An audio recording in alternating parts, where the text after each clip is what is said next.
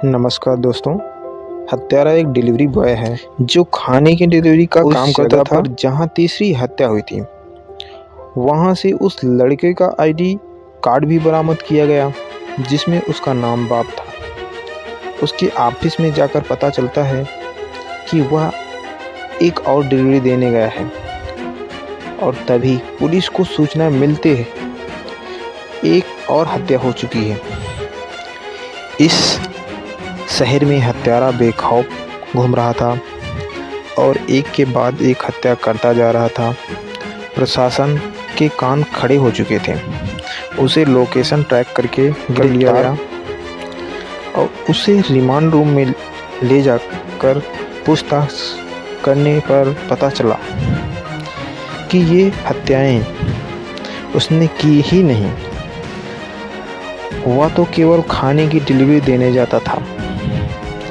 Police के अधिकारी भी यह नहीं समझ पा रहे थे कि सीसीटीवी में तो साफ साफ नज़र आ रहा है कि जितनी भी जगह हत्या हुई है उस जगह पर बाप मौजूद था।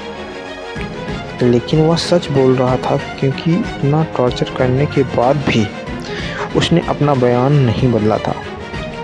अधिकारियों को कुछ समझ नहीं आ रहा था कि मामला क्या चल रहा है। तभी केस की छानबीन करने के लिए स्पेशल जासूसी टीम को यह काम दिया जाता है और जासूसी टीम आते ही लड़के से पूछताछ करके पता लगाती है कि जिस समय हत्याएं हुई थी उस समय बाप अपने होश में नहीं था, क्योंकि उसे वहीं रहते हुए ये तक याद नहीं कि उन लोगों ने बाप की बात क्या हुई थी। जासूसी टीम के अधिकारी बाप का मस्तिष्क परीक्षण करवाना चाहते थे क्योंकि उसी से पता चल सकता है कि उसकी मानसिक हालत ठीक है या नहीं और वह झूठ बोल रहा है या सच। बाप को हॉस्पिटल लाया जाता है और उसके दिमाग की स्कैनिंग की जाती है। रिपोर्ट में पता चलता है कि बाप के दिमाग है एक चिप लगी हुई है जिससे उसे कंट्रोल किया जाता था। यह बात पता चलते ही जासूसी समझ जाती है कि ज़रूर इन हत्याओं के पीछे कोई और है जो कि बाप का मोहरा बनाकर अपराध और अंजाम दे रहा है। और जासूसी टीम उसके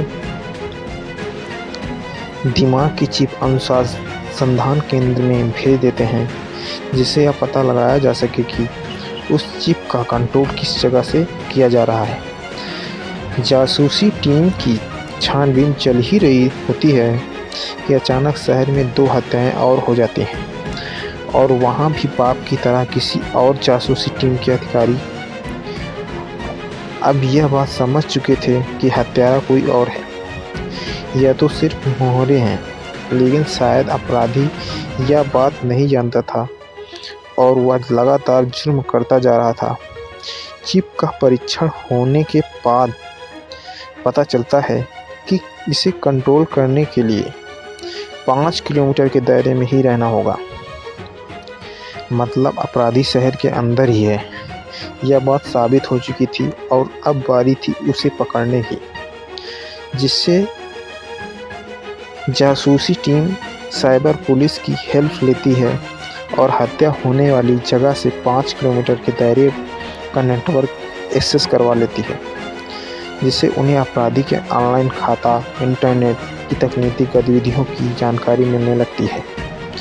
जासूसी टीम को कंप्यूटर स्क्रीन पर एक सिग्नल दिखाई देता है जिससे यह पता चलता है कि कुछ ही दूर एक और व्यक्ति कंट्रोल करके एक रिहायशी बिल्डिंग में भेजा जा रहा है और जासूसी टीम तुरंत उस लोकेशन पर पहुंच जाती है और हत्या होने के पहले इस व्यक्ति को गिरफ्तार कर लिया।